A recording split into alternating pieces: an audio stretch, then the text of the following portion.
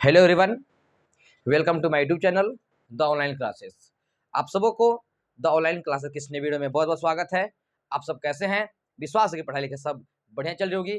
तो आइए आज हम डिस्कस करने वाले प्यारे बच्चों एनसीईआरटी क्लास 12 मैथ का जो चैप्टर नंबर 3 मैथ जो मेरा चल रहा था उसका आज हम लोग लेक्चर नंबर 17 डिस्कस करने वाले हैं। जो कि प्यारे बच्चों आज आपका चैप्टर 3 मैथमेटिक्स का ये अंतिम पड़ाव है। इसके बाद चैप्टर आपका खत्म हो जाएगा।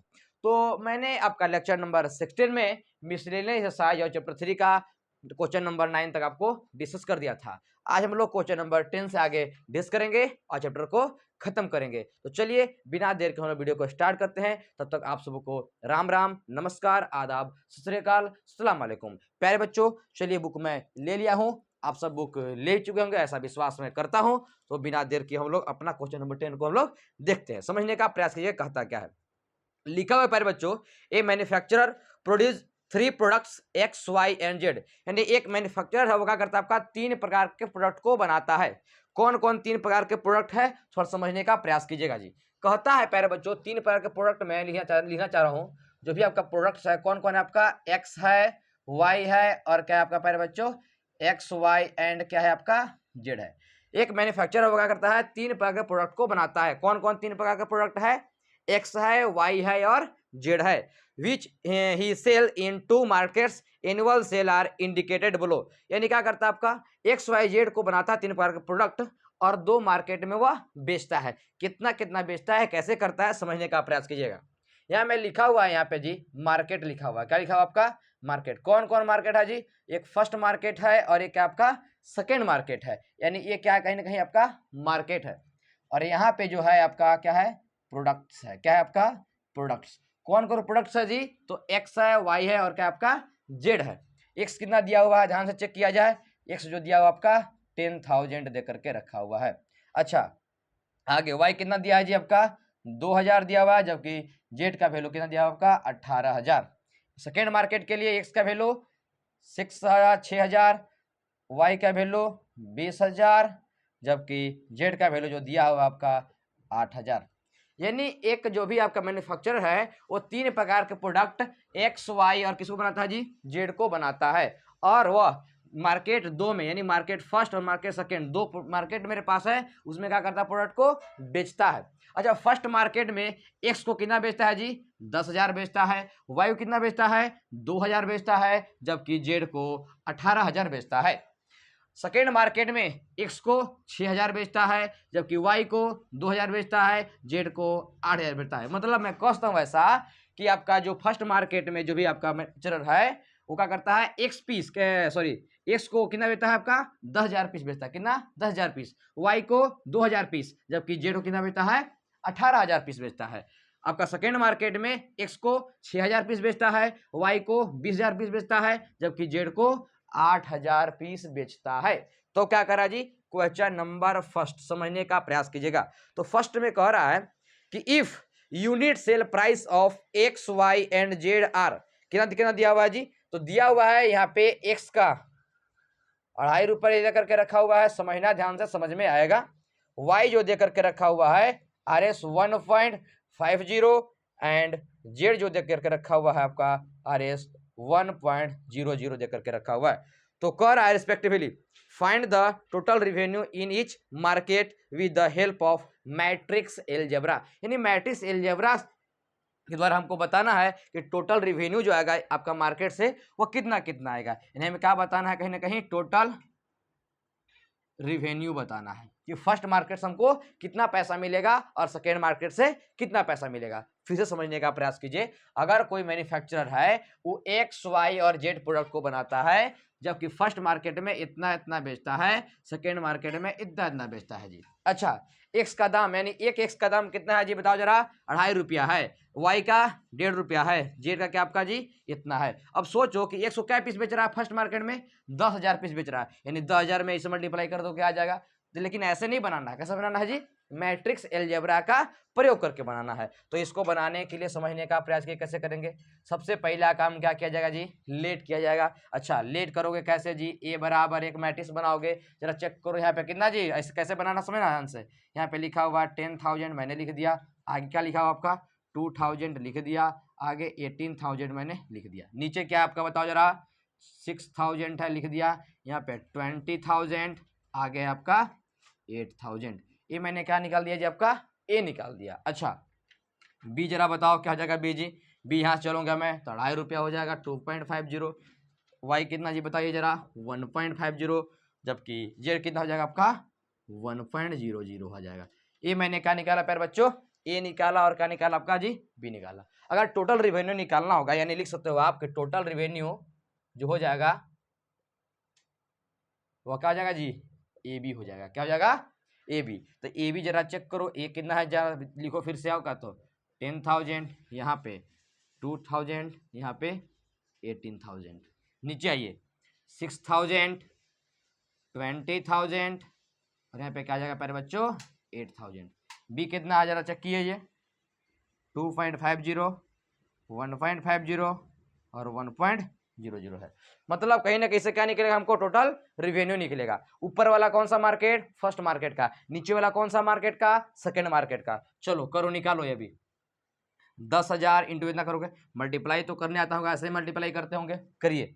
10,000 इंटू 2.5 जी, तो 10 अढ़ाई कितना होता है 25। यहाँ पे क्या लिखोगे 25,000 प्लस 2,000 इंटू 1.5 जी, कितना हो जाएगा 2 1.5 3, यानी कितना लिखोगे आप 3,000 प्लस 18,000 इंटू 1, कितना हो जाएगा प्यारे बच्चों 18,000। आगे बढ़िएगा 6,000 इंटू 6 अढ़ाई कितना होता है बताओ जी जरा 15। तो यहाँ पे क्या लिखेंगे हम लोग 15,000 प्लस 20,000 इंटू 1.5 जी, कितना हो जाएगा आपका 30,000 लिख दिया मैंने, प्लस 8,000 इंटू 1, कितना जाएगा प्यारे बच्चों 8,000 बराबर। आप ध्यान से देखना जी, 25,000 और 3, 25 और 3 28, 28 और 18 कितना हो जाएगा जी 46,000। यहाँ पे कितना आ जाएगा आपका प्यारे बच्चों 46,000।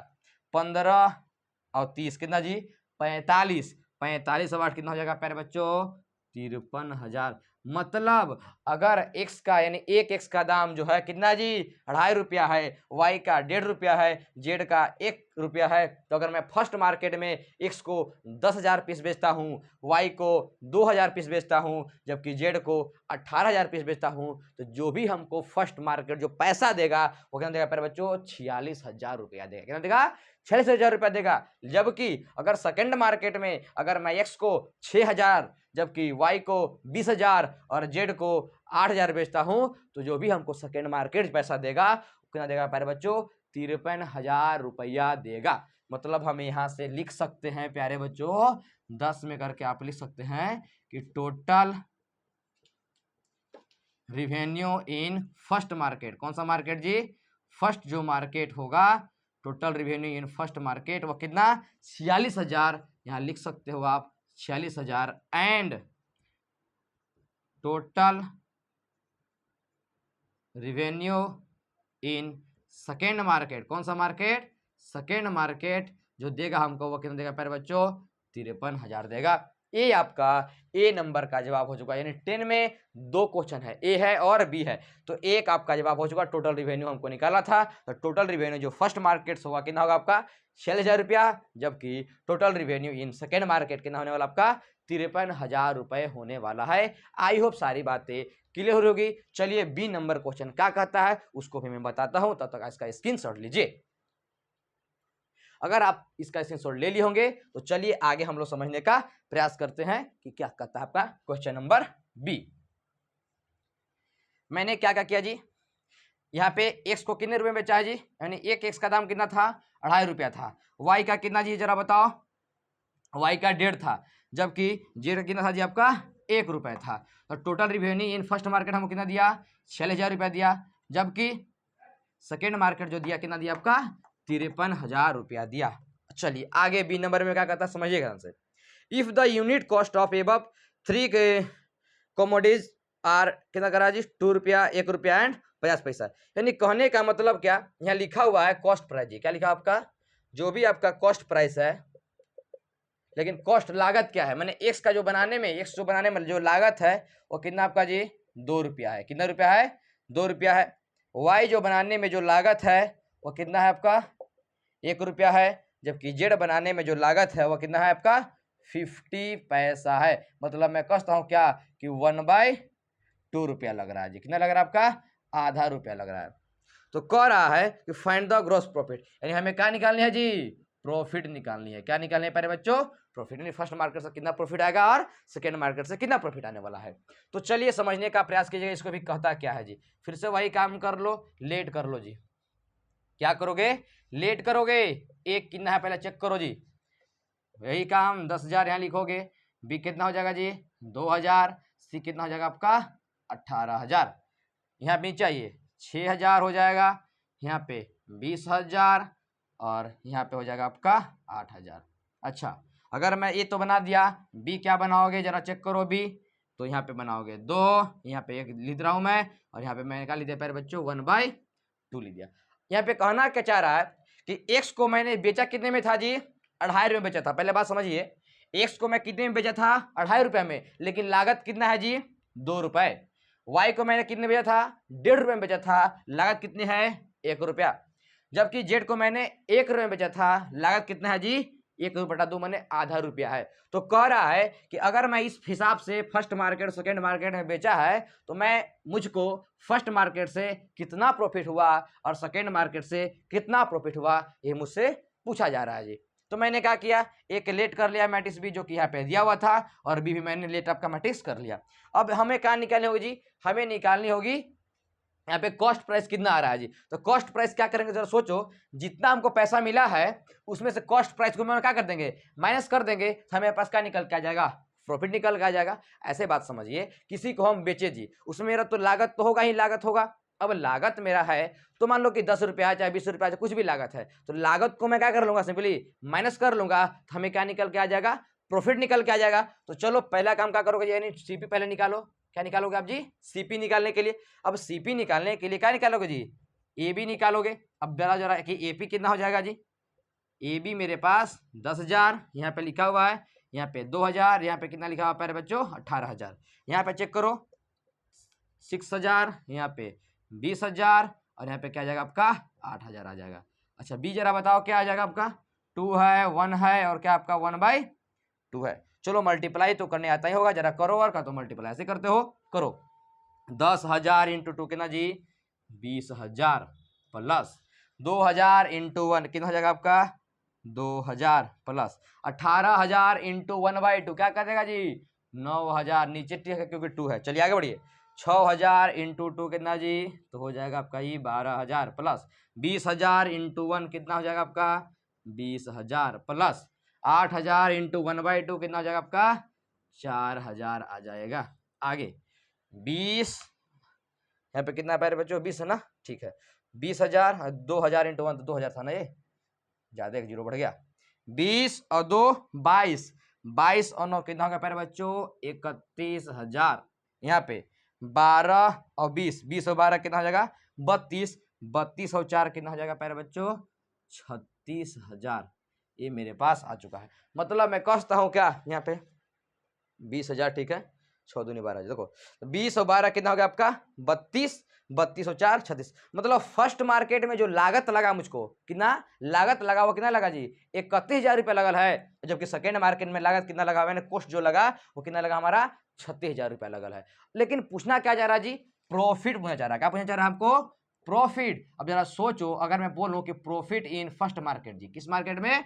फर्स्ट मार्केट में प्रॉफिट कितना हो जाएगा? जरा चेक करो पहले। फर्स्ट मार्केट में जो भी प्रॉफिट होगा वो कितना होगा जी? तो मैंने बेचा कितने में था जरा चेक करो। तो फर्स्ट मार्केट में मैंने जो बेचा था वो 46,000 रुपये में बेचा था। आप जाकर के पहले चेक करो, ठीक है। लेकिन उसमें लागत कितना लग गया जी? 31,000 रुपया लग गया। तो 31,000 रुपये मैंने लागत को क्या कर दिया? मैंने घटा दिया। अब जरा चेक करो, घटाओगे तो कितना बचेगा जी?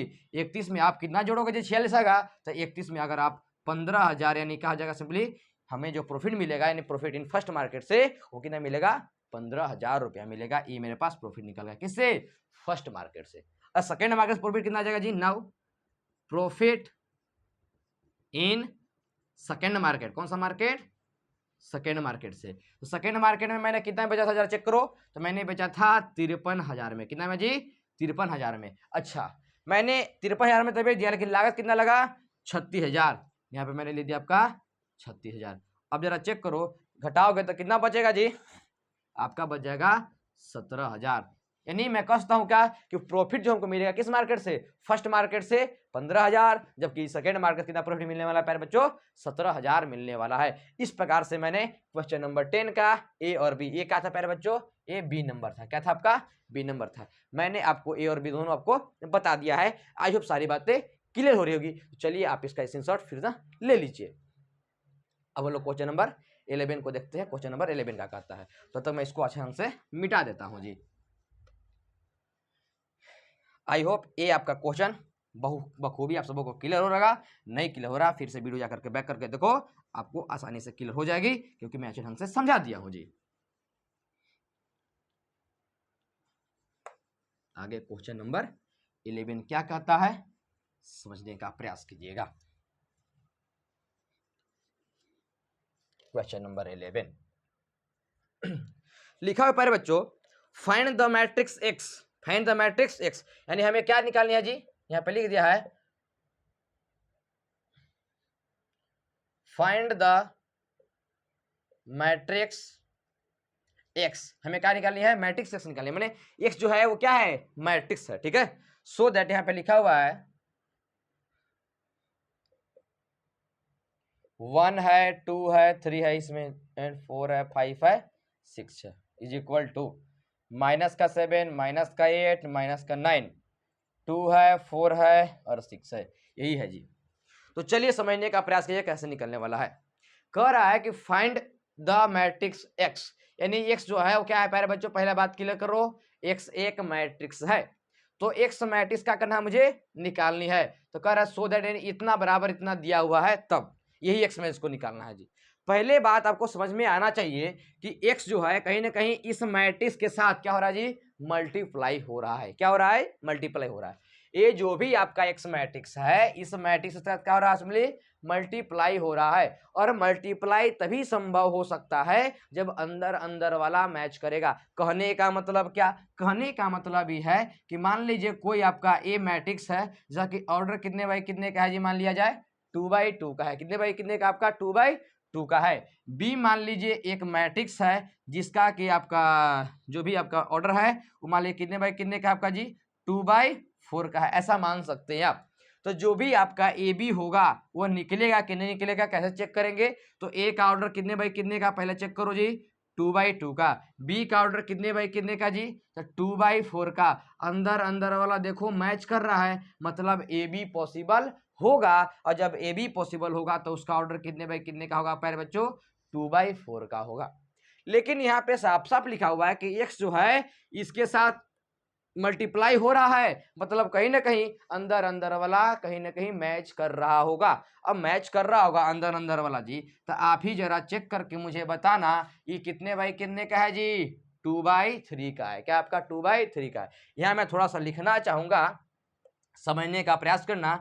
इक्वेशन नंबर में लिख देना चाहता हूं मैं, आप ध्यान से चेक करो जी। एक्स का जो ऑर्डर है मान लो कितने बाई कितने का आपका जी, m/n का। मैंने क्या कर लिया, लेट कर लिया, let order of matrix X का ऑर्डर कितना मान लो, m/n का मैंने मान लिया जी। अच्छा m/n का मैंने माना, तो जरा चेक करो कि x का ऑर्डर कितने बाई कितने का लिया जी मैंने जी, m/n का लिया है। और इसका जो ऑर्डर है वो कितने बाई कितने का है जरा बताओ, 2/3 का है। अब दोनों के दोनों का हो रहा है आपस में मल्टीप्लाई हो रहे हैं, मतलब कहीं ना कहीं अंदर अंदर वाला क्या करना चाहिए जी, मैच करना चाहिए। मतलब हम यहाँ से कहते हैं का कि n का मान क्या होना पड़ेगा जी, 2 होना पड़ेगा। क्या होना पड़ेगा, 2। ऐसा इसलिए क्योंकि x जो है इस मैट्रिक्स से क्या हो रहा है, मल्टीप्लाई हो रहा है। और जब x इस मल्टीप्लाई हो रहा है मतलब अंदर अंदर अंदर वाला सेम टू सेम होना चाहिए। तो अंदर अंदर वाला सेम टू सेम करने के लिए n का मान हम क्या करना पड़ेगा जी, 2 करना पड़ेगा। क्या करना पड़ेगा, 2 करना पड़ेगा। अच्छा वो तो बात की बात हो गया, बढ़िया है। अब आगे समझने का प्रयास कीजिएगा जी क्या होने वाला है। n का मान तो हमको पता चल चुका। अब n का जैसे ही मान पता चल चुका तो कहीं ना कहीं सुनना ध्यान से, मैं कहना चाह रहा हूं, जैसे ही n का मान मुझको पता चला, ये जो भी आपका मैट्रिक्स का जो भी ऑर्डर होगा मल्टीप्लाई होने के बाद वो कितने बाई कितने का होगा जी, m/3 का होगा। कितने बाई कितने का होगा प्यारे बच्चों, m/3 का होगा। अब मल्टीप्लाई होने के बाद m/3 का होना होगा, यानी कितने बाई कितने का, m/3 का। मल्टीप्लाई होने के बाद कितने बाई कितने का, m/3 का। जब ई मल्टीप्लाई होने के बाद m/3 का है तो बराबर आ कितना रहा जरा चेक करो पहले यहाँ बाहर में, 2/3 का, पहले बात क्लियर करो, मल्टीप्लाई होने के बाद वो कितने बाई कितने का होना चाहिए जी, m/3 का होना चाहिए, तो मैंने m/3 लिख दिया। अच्छा, बराबर होने के बाद आ कितना रहा है जी, तो ये भी मैट्रिक्स कितने बाई कितने का है, देखो जरा ध्यान से, 2/3 का है, मतलब ये तो 3 मिल ही रहा है, मतलब यहाँ से क्या पता चल गया जी कि m का मान क्या हो चुका प्यारे बच्चों, 2 हो चुका। मतलब मैं यहाँ से सिंपली कह सकता हूँ क्या कि 10 ऑर्डर ऑफ मैट्रिक्स एक्स का जो ऑर्डर है वो कितने बाई कितने का है जी, पहले बात क्लियर हो चुका, कितने बाई कितने का, 2/2 का है, ये तो कन्फर्म है, क्योंकि मैंने पता किया कि एक्स का ऑर्डर कितने बाई कितने का जी, 2/2 का, कन्फर्म होगा, इसलिए कन्फर्म होगा 2/2 का, क्योंकि आप ध्यान से चेक करो, अगर आप एक्स का ऑर्डर कितने बाई कितने का लोगे जी, 2/2 का लोगे, बगल वाला देखो मैट्रिक्स कितने बाई कितने ऑर्डर का है, 2/3 का है, मतलब अंदर अंदर वाला मैच कर रहा है, मतलब जो भी आंसर आना चाहिए वो कितने बाई कितने का आना चाहिए, 2/3 का आंसर आना चाहिए, जो कि यहाँ पे 2/3 मौजूद है, मतलब कहीं ना कहीं x जो है वो कन्फर्म है कि कितने बाई कितने का होगा आपका प्यारे बच्चों, 2/2 का होगा। तो कह रहा है कि ये जो भी मैट्रिक्स जो 2/2 आपने बताया उसमें एलिमेंट कौन कौन से है ये आप हमको बताओ। तो इसके लिए मैंने क्या किया जी, तो इसके लिए मैंने यहाँ पे लेट कर ले रहा हूँ, क्या लेट कर रहा हूँ जी, let matrix x will be, let a matrix X will be क्या है आपका, मान लो ABCD, कितने बाई कितने का जी, 2/2 का मैंने मैट्रिक्स का कर लिया, लेट कर लिया। अब इसमें एलिमेंट क्या क्या है जी, A है, B है, C है और क्या आपका D है। मैं A को, B को, C को और D को क्या करूँगा, बारी बारी से मैं निकालूंगा और यहाँ मैं पुट कर दूंगा, तो हमको मैट्रिक्स एक्स आसानी से पता चल जाएगी। तो चलिए आगे समझने का प्रयास किया कि क्या होता है आगे जी। मैंने क्या लेट किया जी, ABCD मैंने लेट किया है। नाउ यहाँ पे लिखा हुआ क्या है पहले चेक करो आप, x 1 2 3 4 5 6 इज इक्वल टू क्या दिया हुआ है, माइनस का 7 माइनस का 8 माइनस का 9, यहाँ पे 2 है 4 है और क्या है प्यारे बच्चों 6 है। इसको मैंने क्या लेट किया जी, ABCD, देखो यही है मैट्रिक्स एक्स विल बी कितना आपका ABCD, मैं लिख दिया ABCD। आगे इसमें क्या है एलिमेंट चेक करो, 1 2 3 4 5 6 इज इक्वल टू माइनस का 7 माइनस का 8 माइनस का 9, 2 है 4 है और क्या है प्यारे बच्चों 6 है, मैंने लिख दिया। आगे बढ़िएगा, मल्टीप्लाई तो करने आता ही होगा जी, करो जरा मल्टीप्लाई, a इंटू का 1 कितना a प्लस b इंटू का 4b कितना हो जाएगा प्यारे बच्चों 4b, इसका काम मैंने इस कर दिया। आगे बढ़िए, a इंटू का 2a कितना 2a, b इंटू का 5b आ जाएगा आपका 5b, a इंटू का 3 बताइए आगे 3a, आगे b इंटू का 6 कितना हो जाएगा प्यारे बच्चों 6b, मैंने रो का काम सभी कॉलम के साथ मैंने कर दिया। आगे c इंटू 1 बताइए c प्लस d इंटू का 4 4d, आगे c इंटू का 2 2c प्लस d इंटू का 5 5d, c इंटू का 3 3c प्लस d इंटू का 6 6d is equal to minus का 7 माइनस का 8 माइनस का 9, 2 है 4 है और क्या कहीं नहीं कहीं आपका 6 है। आप ध्यान से चेक करो, दो मैट्रिक्स आपस में कहने का है जी इक्वल है, मतलब कोरोस्पोंडिंग एलिमेंट भी क्या करेगा इक्वल करेगा, कोरोस्पोंडिंग एलिमेंट भी क्या करने वाला है प्यारे बच्चों इक्वल करने वाला है। तो चलो कोरोस्पोंडिंग एलिमेंट इक्वल करते हैं और क्या, तो यहाँ पे क्या जाएगा बताओ, a प्लस का 4b इज इक्वल टू क्या जाएगा प्यारे बच्चों माइनस का 7 आएगा, आगे 2a plus 5b is equal to क्या जाएगा प्यारे बच्चों माइनस का 8। आप ध्यान से चेक करो, इसमें भी a और b है, इसमें भी क्या आपको कहेंगे a और b है, यानी इन दोनों इक्वेशन की मदद से क्या निकालेंगे हम लोग a और b का वैल्यू निकाल देंगे, तो a और b का वैल्यू निकल गया। अच्छा यहाँ पे चेक करो, c प्लस का 4d इज इक्वल टू क्या आ जाएगा जी बताओ जरा 2, यहाँ पे 2c प्लस का 5d इज इक्वल टू क्या आ जाएगा कहीं ना कहीं आपका 4, यानी इन दोनों इक्वेशन की मदद से c और d का वैल्यू निकालेंगे, यानी इस प्रकार से यहाँ इन दोनों की मदद से ab का वैल्यू निकल जाएगा, अब इन दोनों की मदद से c और d का वैल्यू निकल जाएगा, और मैं इसमें पुट कर दूंगा तो हमारा मैट्रिक्स x पता चल जाएगा। तो इसको मैंने मान लिया का जी equation first, equation second, equation third, अब इक्वेशन नंबर क्या है प्यारे बच्चों 4 है। पहले किसको प्रूफ करेंगे हम लोग जी ए और यानी फर्स्ट को, और क्या करेंगे हम लोग सेकेंड को बारी बारी से सोल्व करेंगे, जबकि थर्ड को और 4 को फिर धीरे धीरे बारी बारी से हम लोग सोल्व करेंगे तो पता चल जाएगा। तो चलिए अब मैं मिटाता हूँ इधर की ओर, अब आगे करने का प्रयास करता हूँ, समझने का प्रयास कीजिएगा। तो आगे क्या होता है देखिएगा ध्यान से। मैंने क्या कौन सा मैट्रिक्स सेलेक्ट किया जी, एक्स को जी ए बी सी डी, इधर भी है, ध्यान रखना इस बात को। चलो आगे देखो ध्यान से। अब मैं चल रहा हूं आपका from equation first and second, क्या लिखा हुआ है, ए प्लस का 4b is equal to minus का 7 और 2a plus 5b is equal to minus का 8 लिखा हुआ है। आप देखो जी ऐसा लिखा हुआ है, क्या इक्वल तो नहीं है, मतलब मैं कहता हूँ कैसे, यहाँ पे 2 से मल्टीप्लाई कर दिया, यहाँ पे मैं 1 से मल्टीप्लाई कर दिया जी, क्या जाएगा बताओ जरा, 2 into a 2a plus 2 into 4b 8b is equal to minus का 14, 1 से करो, 1 into a 2a plus 5b is equal to minus का 8, माइनस माइनस प्लस हो जाएगा, विलोपन विधि जी, एलिमिनेशन मेथड, मैंने काट दिया, 8b माइनस का 5b कितना जाएगा जी 3b is equal to minus का 14 प्लस का 8 माइनस का 6 आ जाएगा, यहाँ से b is equal to minus का 6/3 और 3 2 जा आ जाएगा 6, मतलब b का वैल्यू आ जाएगा माइनस का 2।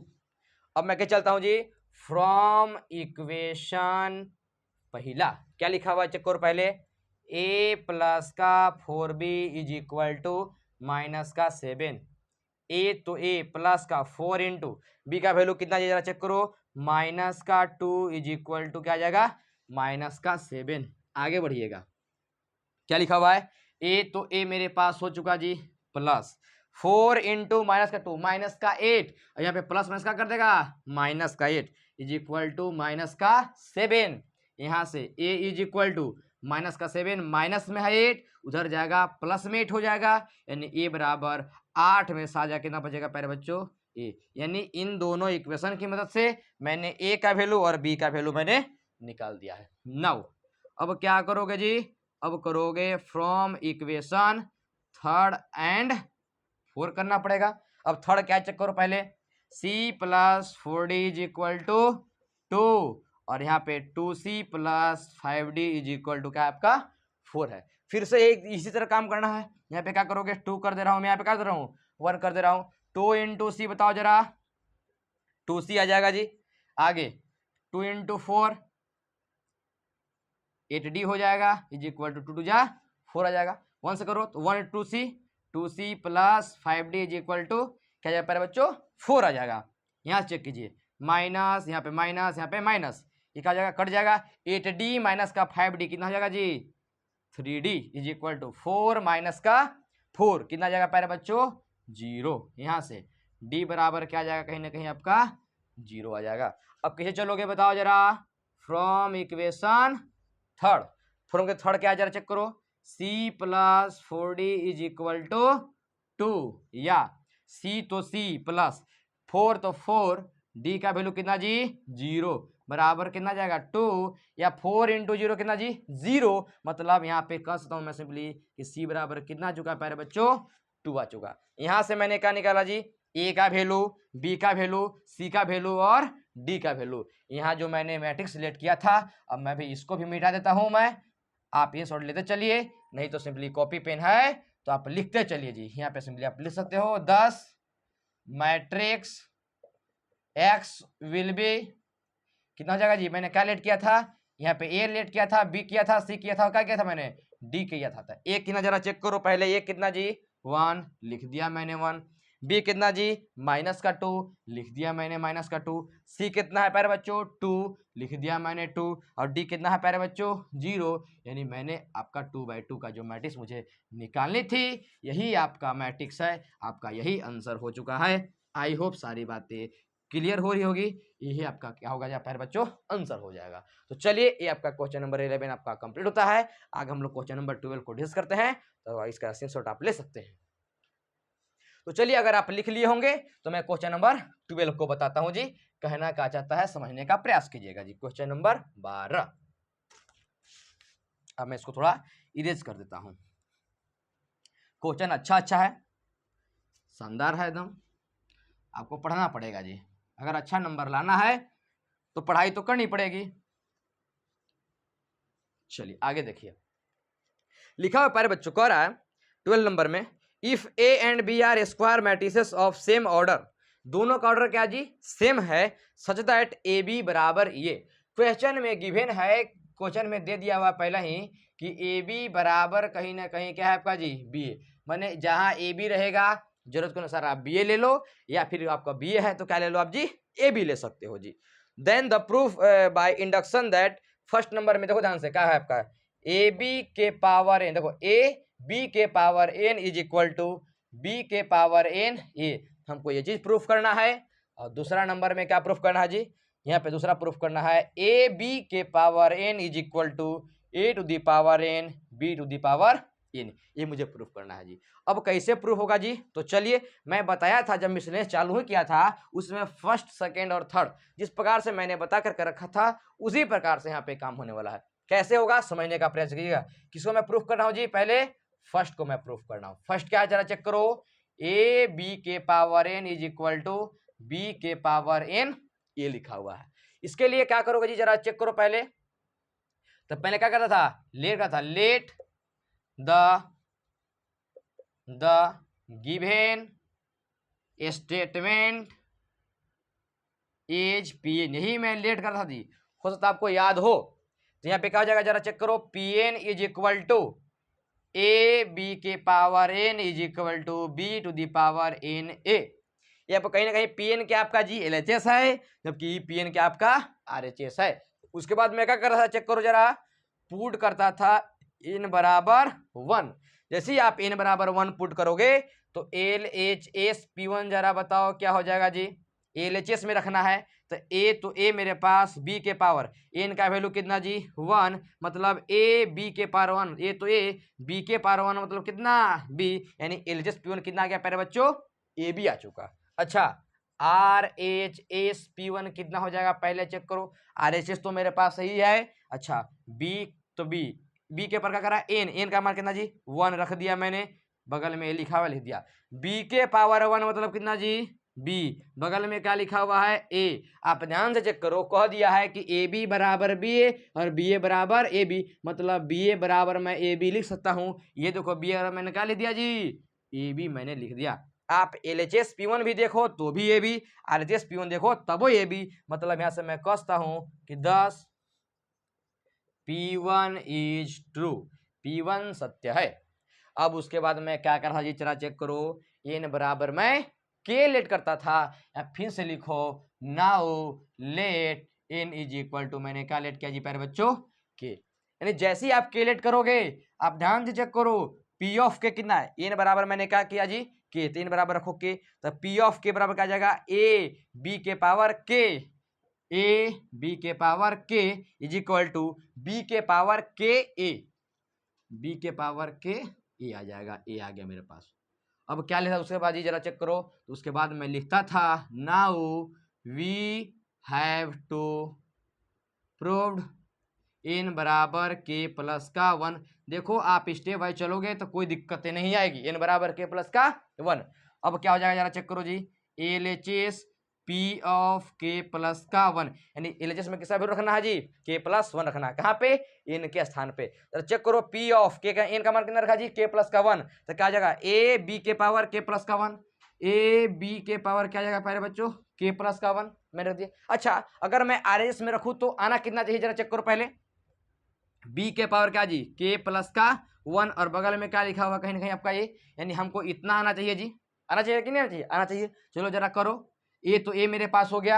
अच्छा बी के पावर के प्लस का 1 है जी, क्या मैं इसको ऐसा लिख सकता हूँ क्या जी बी के पावर के इंटू बी, तो बताइए जरा पहले चेक करो मैं क्या कर रहा हूँ जी, ए तो ए मेरे पास हो गया, बी के पावर के इंटू बी, क्योंकि आधार बराबर और गुना में तो पावर का होता है सिंपली जुड़ जाता है, मतलब मैं इस चीज को ऐसा लिख सकता हूं आसानी से। अच्छा वो तो बात की बात हो गया। अब देखना ध्यान से मैं कैसे कर रहा हूं जी, ए तो ए मेरे पास ये है, कोई दिक्कत नहीं होनी चाहिए। बी के पावर के को मैंने कहाँ लिखा जी आपका जी, यहाँ पे मैंने लिखा, इस बी को मैंने यहाँ पे लिख दिया, और ये जो था मैंने कहाँ लिख दिया आपका यहाँ पे लिख दिया।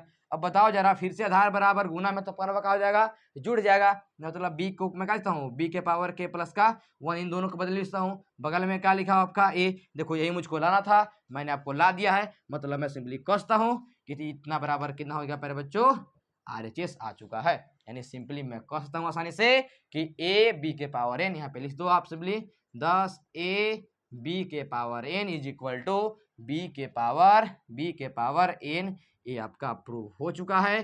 जो मुझे प्रूफ करना था मैंने फर्स्ट पार्ट को मैंने आप सबको बीच प्रूफ कर दिया।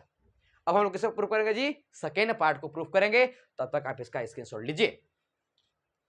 तो अगर आप इसे सॉल्व ले लिए होंगे तो हम क्या करते हैं, क्वेश्चन नंबर आपका 12 का सेकेंड पार्ट को हम अब प्रूफ करते हैं। सेकेंड नंबर क्या कहता है, तो सिंपली यहाँ पे क्या लिखा हुआ प्यारे बच्चों, यहाँ लिखा हुआ आपका ए बी के पावर, सेकेंड नंबर लिख रहा हूँ जी, ए बी के power N is equal to क्या लिखा आपका A to the power N B to the power N लिखा हुआ है। फिर से वही काम, let the given statement is P N, तो पी एन बराबर क्या हो जाएगा जरा बताइए, ए बी के power N is equal to A के पावर एन बी के पावर एन आ जाएगा।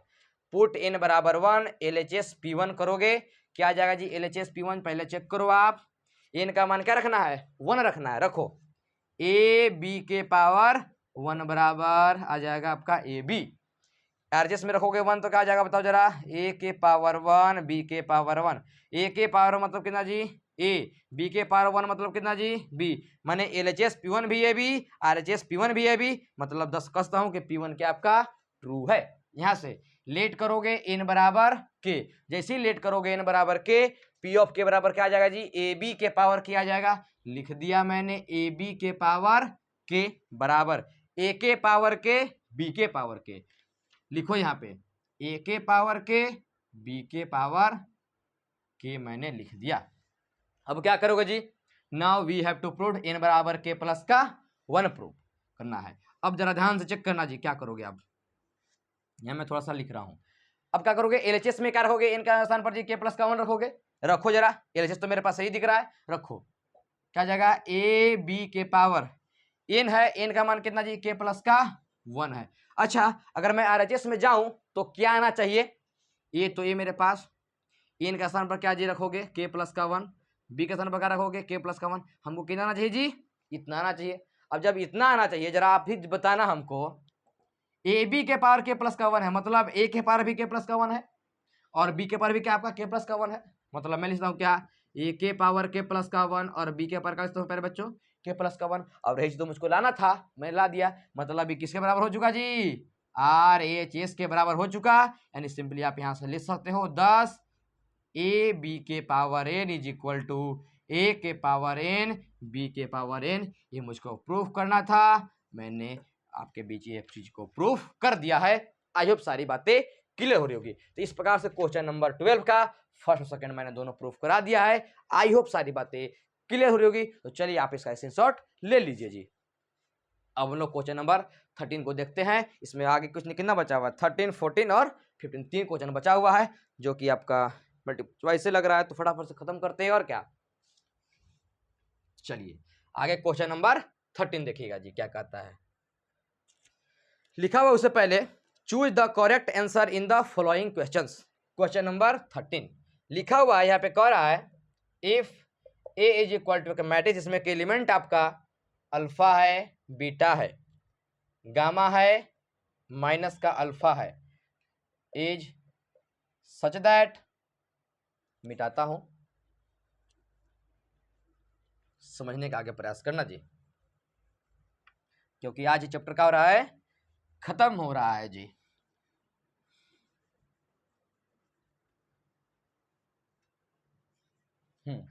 लिखा हुआ is such that A square is equal to I, then option number A 1 plus alpha square plus beta gamma is equal to 0, option B 1 minus alpha square plus beta gamma is equal to 0, option number C है 1 minus alpha square minus beta gamma is equal to 0, option C 1 plus alpha square minus beta gamma is equal to 0। कह रहा है कि ए एक matrix है जिसमें element आपका alpha, beta, gamma और क्या लिखा हुआ है माइनस का अल्फा है। Is such that A square is equal to I दिया, मतलब ए स्क्वायर का वैल्यू कितना है जी आई है। तो कह रहा है कि ये चारों ऑप्शन में से कौन सा ऑप्शन सही होगा। अब समझना ध्यान से जी, यहाँ पे क्या लिखा हुआ है ए स्क्वायर इज इक्वल टू आई है, मतलब पहले मुझे क्या निकालना पड़ेगा जी ए स्क्वायर निकालना पड़ेगा। आई मतलब क्या जी आइडेंटिटी मैट्रिक्स। अब जरा ध्यान से चेक करना जी, आप निकालोगे क्या ए स्क्वायर निकालोगे। ए स्क्वायर कैसे निकलता जी, तो ए इंटू का ए निकलता। ए का वैल्यू पहले चेक करो, अल्फा है बीटा है गामा है माइनस का अल्फा, बगल में अल्फा है बीटा है गामा है माइनस का अल्फा, मल्टीप्लाई तो करने आता ही होगा, करो जरा। अल्फा इंटू अल्फा जी अल्फा स्क्वायर प्लस तो प्लस बीटा इंटू गामा क्या करोगे जी बीटा गामा। आगे बढ़िए, इसका काम मैंने इसी साथ कर दिया। आगे अल्फा इंटू बीटा लिखो, अल्फा इंटू बीटा प्लस यहाँ बीच में रखोगे बीटा इंटू माइनस का अल्फा, कितना जी माइनस का अल्फा बीटा, तो प्लस माइनस का कर देगा माइनस कर देगा अल्फा बीटा। आगे बढ़िए, इसका काम आप इसी साथ करोगे, गामा इंटू अल्फा तक लिखोगे अल्फा गामा। आइए सारी बातें क्लियर हो रही होगी। माइनस अल्फा इंटू गामा क्या हो जाएगा माइनस का अल्फा गामा। आगे गामा इंटू बीटा जी क्या हो जाएगा आपका beta gamma, minus minus plus alpha into alpha alpha square. ये मैंने क्या निकाला प्यारे बच्चों, ए स्क्वायर का वैल्यू निकाल दिया। नाउ अकॉर्डिंग टू क्वेश्चन क्या कह रहा जी, ए स्क्वायर इज इक्वल टू आई कह रहा है। ए स्क्वायर का वैल्यू चला पहले चेक करो, क्या लिखा हुआ है alpha square plus beta gamma. ये काम थोड़ा कर दो और ये तो निपट जाना चाहिए जी, ये भी निपट जाना चाहिए। यहाँ पे क्या बचेगा alpha square plus beta gamma, यहाँ पे जीरो लिख दिया मैंने जीरो, यहाँ पर भी जीरो, यहाँ पे alpha square plus beta gamma, alpha square plus beta gamma, ये मैंने निकाल दिया। आगे समझने का प्रयास कीजिएगा जी। Alpha square plus beta gamma, बगल में क्या लिखा हो आपका जीरो, यहाँ भी जीरो और यहाँ पे alpha square plus beta gamma is equal to I, मतलब क्या जी आइडेंटिटी मैट्रिक्स। आइडेंटिटी कितना होता है 1 0 0 1 होता है। आपको पता चल रहा होगा कि दो मैट्रिक्स आपस में कहीं ना कहीं जी इक्वल है, मतलब कोरस्पॉन्डिंग एलिमेंट भी क्या करेगा इक्वल करेगा। कोरस्पॉन्डिंग एलिमेंट क्या करेगा प्यारे बच्चों इक्वल करेगा। और जैसे ही आप कोरस्पॉन्डिंग एलिमेंट को इक्वल करोगे आपको देखने को मिलेगा कि alpha square plus beta gamma is equal to क्या आ चुका है प्यारे बच्चों 1 आ चुका है। आगे समझने का प्रयास कीजिएगा। इसी चीज को मैं ऐसे लिखता हूं क्या 1 बराबर अल्फा स्क्वायर प्लस का बीटा गामा, कुछ नहीं मैंने किया है, इसी 1 को मैं इधर लिख दिया है और alpha square plus beta gamma को उधर लिख दिया है। आगे बढ़िए, 1 तो 1 मेरे पास, प्लस में अल्फा स्क्वायर है इधर आएगा, माइनस में अल्फा स्क्वायर हो जाएगा, प्लस बीटा गामा है इधर आएगा, माइनस का बीटा गामा हो जाएगा इज इक्वल टू 0। आप ध्यान से देखो 1 minus alpha square minus beta gamma is equal to 0, 1 minus alpha square minus beta gamma is equal to 0, यानी ऑप्शन नंबर कौन हो जाएगा प्यारे बच्चों ऑप्शन नंबर सी जो है आपका करेक्ट हो जाएगा। आई होप सारी बातें क्लियर हो रही होगी। तो चलिए आगे हम लोग क्वेश्चन नंबर 14 देखते हैं, तब तक आप इसका स्क्रीनशॉट लीजिए। तो अगर आप इसे ले लिए होंगे तो हम लोग क्वेश्चन नंबर 14 देखते हैं जी। 14 क्या कहता है, अच्छा क्वेश्चन है ये, ऑप्शन में पूछता है, एक नंबर में ऐसा ही दे देगा आपको और ऑप्शन बताइए कि कौन सा ऑप्शन सही हो जाएगा जी। तो इसमें बनाना आना चाहिए। आगे क्वेश्चन नंबर 14 लिखा हुआ है प्यारे बच्चों, if the matrix A is both symmetric and skew symmetric, then option number A कह रहा है A is a diagonal matrix, option number B कह रहा है A is a zero matrix, option number C कह रहा है A is a square matrix, और ऑप्शन नंबर जो डी कह रहा है वो आपका नन ऑफ दीज है। समझने का प्रयास कीजिएगा जी। कह रहा है कि एक मैट्रिक्स ए है जो कि कैसा है साइमेट्रिक भी है और कैसा है जी स्क्यू साइमेट्रिक भी है। अब साइमेट्रिक का पहचान क्या होता है जी, साइमेट्रिक का पहचान क्या होता है, ए जो है यहाँ पे लिख दिया गया है कि ए जो है मैट्रिक्स में बढ़िया से लिख दो कि मैट्रिक्स ए जो है कैसा है A is symmetric and skew symmetric है, साइमेट्रिक मैट्रिक्स है, ऐसा लिख लो। एक कैसा मैट्रिक्स है जी, साइमेट्रिक भी है और क्या आपका सिमेट्रिक है, मतलब ए का डैश ए के बराबर भी है और ए का डैश माइनस ए के बराबर भी है, तो ए क्या हो सकता है, तो इस कंडीशन में ए जो है प्यारे बच्चों वो जीरो मैट्रिक्स होगा। क्या होगा आपका, जीरो मैट्रिक्स। ऐसा इसलिए मैं कह रहा हूं क्योंकि आप एक जीरो मैट्रिक्स लो जी। मैंने जीरो मैट्रिक्स बताया था कि आपका सभी के सभी एलिमेंट का रहेगा आपका जी जीरो रहेगा, उसी को हम लोग क्या बोलते हैं प्यारे बच्चों, जीरो मैट्रिक्स बोलता हूं मैं। अब जरा निकालना, जरा ए का डैश निकालो तो जी, ए का डैश निकालोगे तो कैसे निकलोगे, रो को उठाओगे और कॉलम बदलोगे। देखो ई जीरो जीरो रो में है, ई जीरो जीरो मैंने किस में कर दिया, कॉलम में। ई जीरो जीरो रो में है, ई जीरो जीरो मैंने किस में कर दिया, कॉलम में कर दिया। ई जीरो जीरो रो में है, मैंने किस में कर दिया, आपका कॉलम में कर दिया। यानी यहाँ से मैं क्या करता हूँ, जरा चेक करो, ए का जो डैश है ये किसके बराबर है जी, ये किस बराबर, ए के बराबर। मतलब कहीं ना कहीं ए का डैश किस बराबर है आपका, ए के बराबर, तो यहाँ से आ रहा है। यानी कहने का मतलब साइमेट्रिक को प्रूफ कर दिया। अच्छा, इसको साइमेट्रिक करने के लिए ए का डैश किससे बराबर है, जरा पहले चेक करो, ये से भी बराबर है, यानी 0 0 0 0 0 0 0 0 0 मेरे पास है। अच्छा, ए का डैश तो डैश, मैंने क्या किया जी, माइनस को कॉमन किया। और जब माइनस कॉमन करोगे जीरो में से तो कोई फर्क तो पड़ने वाला नहीं है, मतलब क्या रहेगा हमारा, यही रहने वाला है, कोई तो अलग रहेगा नहीं। मैंने कर दिया, और क्या, तो ए का डैश किससे बराबर जी, माइनस तो माइनस, इसके बदले में क्या लिखोगे जी, ए लिखोगे। मैंने क्या ले लिया, कहीं ना कहीं आपका ए ले लिया। अब ध्यान से चेक करो कि ए मेरे पास क्या है जी, ए का डैश ए के बराबर भी आ रहा है और ए का डैश माइनस का ए के बराबर आ रहा है। मतलब कहीं ना कहीं ए जो होना चाहिए वो कैसा मैट्रिक्स होना चाहिए, आपका जीरो मैट्रिक्स होना चाहिए। अगर आपका जीरो मैट्रिक्स रहेगा तो कौन सा मैट्रिक्स होगा जी, साइमेट्रिक भी होगा और इसे साइमेट्रिक भी होगा। मतलब आप ऐसा समझो कि अगर आपको साइमेट्रिक भी और इसे साइमेट्रिक, यानी वैसा कौन सा मैट्रिक्स है जो कि साइमेट्रिक भी है और स्क्यू साइमेट्रिक है, तो कौन सा मैट्रिक्स है, जीरो मैट्रिक्स है। कैसा मैट्रिक्स है, जीरो। अगर जीरो मैट्रिक्स अगर रहेगा तो वो जीरो मैट्रिक्स आपका साइमेट्रिक भी होगा और स्क्यू साइमेट्रिक होगा। यानी जीरो मैट्रिक्स दोनों के दोनों होता है, साइमेट्रिक भी होता है और स्क्यू साइमेट्रिक भी होता है। आई होप सारी बातें क्लियर हो रही होगी। तो चलिए हम लोग क्वेश्चन नंबर 15 को डिस्कस करते हैं। आप इसका स्क्रीनशॉट लीजिए जी। तो अगर इसे शॉर्ट ले लिए होंगे तो हम लोग क्या करते हैं, क्वेश्चन नंबर 15 को देखते हैं जी। क्वेश्चन नंबर 15 क्या कहता है, समझने का प्रयास कीजिएगा, जो कि अंतिम क्वेश्चन है जी। लिखा हुआ है if A is a square matrix. थोड़ा सा मैं इसको मिटा देता हूं और अच्छे ढंग से लिखने का प्रयास करता हूं, समझिएगा।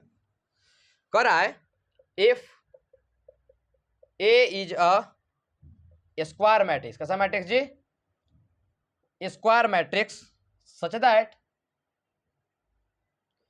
ए square is equal to A, then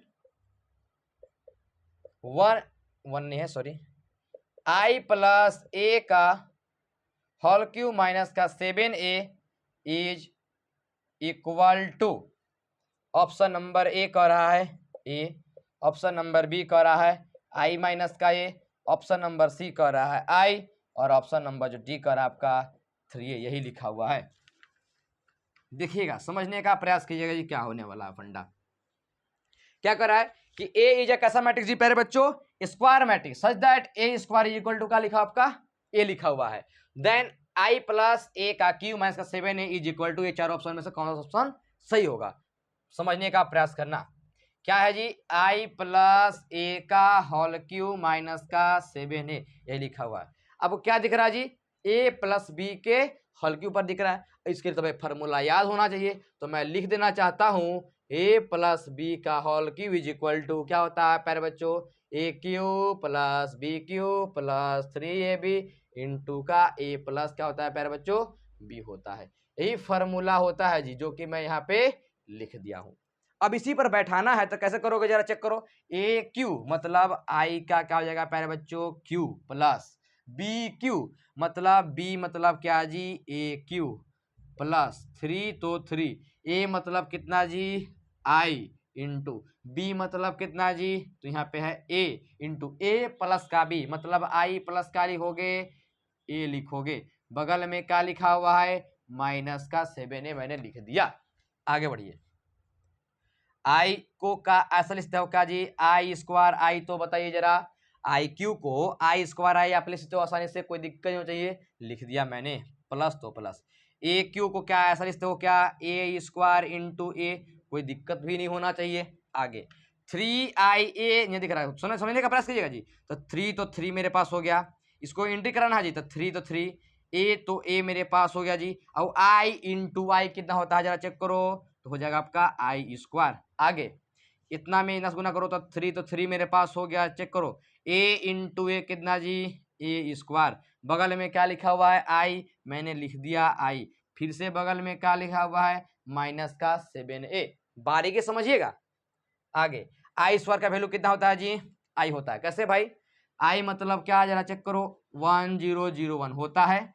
I square निकालना है, मतलब क्या लिखोगे जरा चेक करो, इतना इंटू इतना करोगे यानी 1001 करोगे, यही तो काम करोगे ना।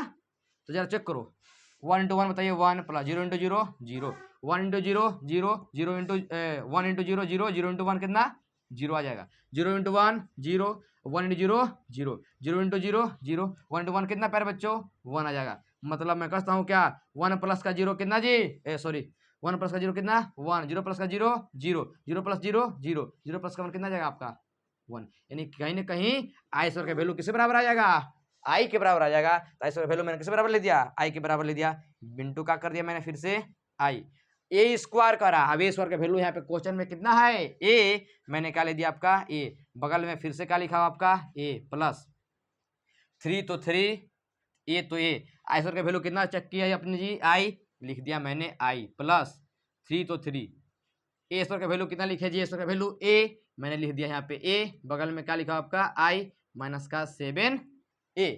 आगे बढ़िए, आई इंटू आई जी, आई स्क्वायर प्लस ए इंटू ए जी, ए स्क्वायर प्लस 3ai और 3ai कई आई जी 6ai। पहले बात क्लियर करो, 3ai और 3ai कितना जी 6ai, माइनस का लिखा आपका 7a मैंने लिख दिया। आगे बढ़िएगा, आई स्क्वायर का वैल्यू कितना निकाले आप जी, आई लिख दिया मैंने आई प्लस ए स्क्वायर का वैल्यू कितना निकाले आप जी, ए, मैंने लिख दिया ए। अब आगे समझिएगा जी, 6a का आई करा, क्या करा आपका 6ai, ऐसा समझो बात को आप, आई मेरे पास क्या आपका जी आइडेंटिटी मैट्रिक्स मतलब क्या 1001 मेरे पास है, ठीक है। अच्छा ए भी एक मान लो कि मैट्रिक्स, इसमें के एलिमेंट आपका 1 है 2 है 3 आपका क्या आपका 4 है। मैंने बोला कि क्या निकालो आप 6 से निकालो, क्या निकालो जी 6 से निकालो। कैसे निकालोगे बताओ 6 में, यानी ए में किसे मल्टीप्लाई करोगे 6 से मल्टीप्लाई करोगे, जरा करो 6 इंटू 1 6, 6 2 जा 12, 6 3 जा 18, 6 4 जा 24, करोगे तो जरा पहले चेक करो। अब क्या निकालो आप निकालो 6a आई निकालो, 6a का वैल्यू पहले बताओ 6 12 18 और 24, आई मतलब कितना जी, ये होता है 1001।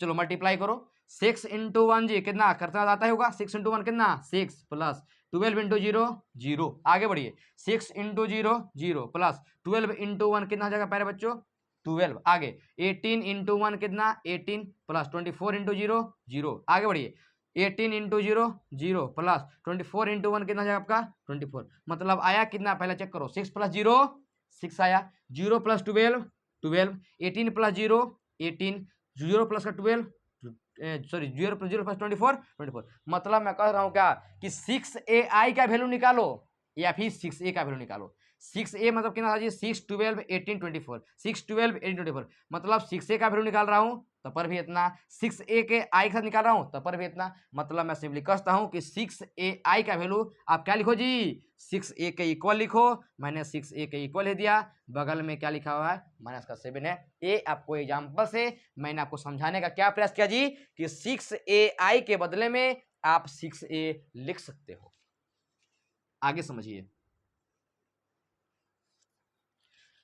आगे क्या है जी आई तो आई मेरे पास हो गया, ए प्लस का 6 है कितना जी 7a, बगल में क्या लिखा हुआ है माइनस का 7a। अब चेक करो आई माइनस का 7a प्लस 7a क्या हो जाएगा कट जाएगा, बराबर सिंपली कितना जाएगा प्यारे बच्चों आई, यानी ऑप्शन नंबर कौन सा हो जाएगा प्यारे बच्चों आपका सी हो जाएगा। इस प्रकार से मैंने आप सबों को चैप्टर जो है प्यारे बच्चों कंप्लीट करा दिया है। आई होप सारी बातें क्लियर हो रही होगी। तो चलिए अब हम लोग आगे अगला लेक्चर में जो भी होगा आगे हम लोग चैप्टर नंबर 4 जो कि डिटर्मिनेंट है उसको हम लोग डिस्कस करेंगे। तो चलिए आज के लिए बस इतना ही रखते हैं, फिर मिलते हैं हम लोग अगले वीडियो में। तब तक अपना ख्याल रखिए, मस्त रहिए, व्यस्त रहिए, तंदुरुस्त रहिए। टेक केयर, बाय बाय, धन्यवाद।